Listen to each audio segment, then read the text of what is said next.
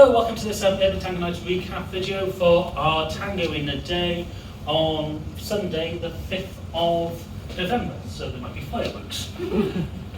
So we started off the workshop with the fundamentals of Tango, which is Tango posture. So again, leaning forward, flexing the knees so the heels are off the floor. The Tango embrace, so I've talked about close embrace when there's contact in the chest area, or open embrace when there's space between.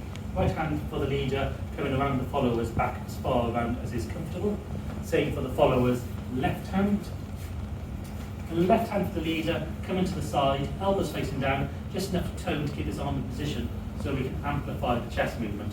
So our arms move with the chest. As a leader, we're looking over the followers' right shoulder, and the followers either looking over the leader's left shoulder or having the head slightly inclined towards the leader's chest so they can see what's going on. Then move on to the Balanceo, which is the rocking motion where the leader rocks his weight from one foot to the other and the follower comes with them. And this indicates to the follower which foot the leader wants them to have their free leg, in this case Alison's right, and which one we want to have the weighted leg. We then went into Tango movement and how to move in partnership. So moving the chest forward, the follower's free leg is following where the chest goes, because my chest is moving forward, the follower's free leg is going to move backwards.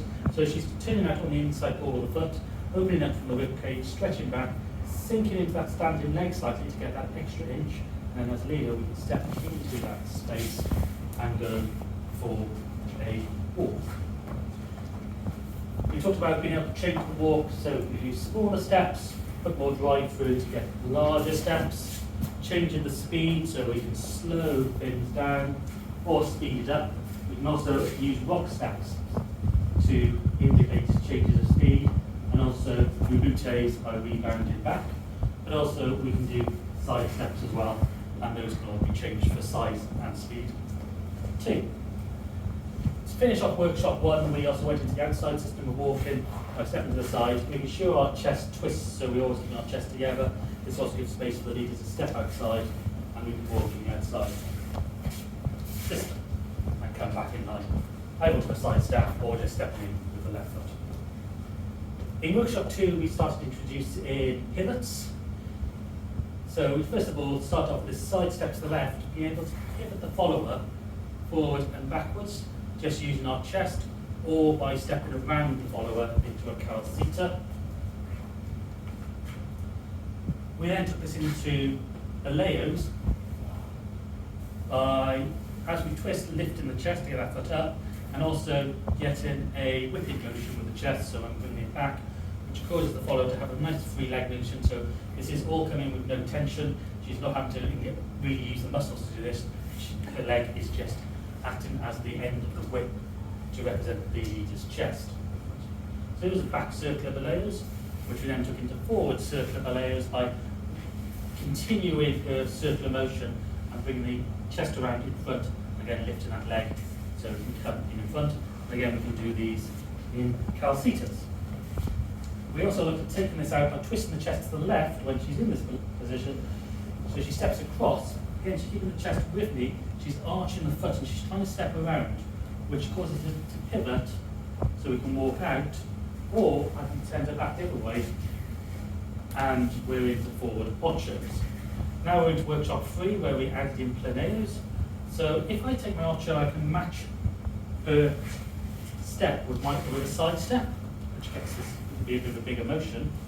If when I take the step, I sink down, pins my follower's legs in the open position, which allows me to pivot her with the leg out, and this leaves the planeo.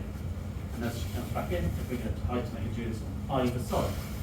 If, however, I stay down and I move my step slightly forward, when she comes around, her leg will be blocked by mine and make contact. And therefore, when I come up, the knee's nice and soft, we get a leg wrap. To come out of this, I have to turn it back the opposite way, or try to find it naturally comes into this Boleos position again. We can also use this to form bites or blocks. So if she steps around, I can move my right leg close to hers and therefore parade her. She's then got options to take control of the dance by choosing when she wants to step over, and also doing decorations such as this shoe shine when she's shining her shoe on my leg, or piqués where she's tapping, And as she comes over, she has the options to decorate with the Boleos again before moving out. We also then covered a Gancho. So I lead her over, this time I'm turning her back to the right, the leg is trying to follow where my leg is, or where my chest is going, my leg is in the way, therefore it hooks around me. And we can do this on either side and on either leg, but you have to be careful with this one, as she doesn't kick you in the knee. And then finally, we finished off with some Giros. So we started this with a Media Luna, that's written on the back of the t-shirt. We wouldn't advise buying them from the Teespring store at the moment because they're expensive. If you do want them, let us know, we'll get them on printed using a printed cheaper printer. But we start off with the side step, going into the outside system, and then as a leader, we're going to put ourselves into a back cross behind. This causes our chest to start rotating to the left. So my chest is going to the left, which leads to follow into a side step, and then the same as Ochos, she's going to walk around me, keeping her chest with me, arching the foot around, and she's going to pivot in front, and we can walk out. And that's the Media Luna. But if we want to extend that, we can turn it into a Giro.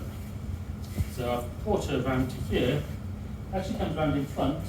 If I take my left leg back behind, my chest is still going, the next step is a side step. I can then pivot her backwards, and she can do the normal Giro pattern of back, side, forward, side, repeater. And that's basically the point of where we got up to. There is other options we can do from that, different ways of having these turn themselves and cicadas, but that's for our classes, and we also get the costs along with those. So thank you all for attending. I hope you enjoyed.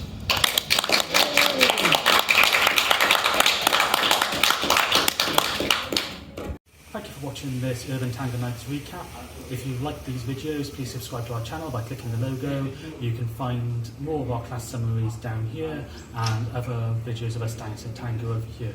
You can also follow us on Facebook, Instagram, Twitter and Meetup. Links are in the description below, and you can also subscribe to our newsletter using the link below.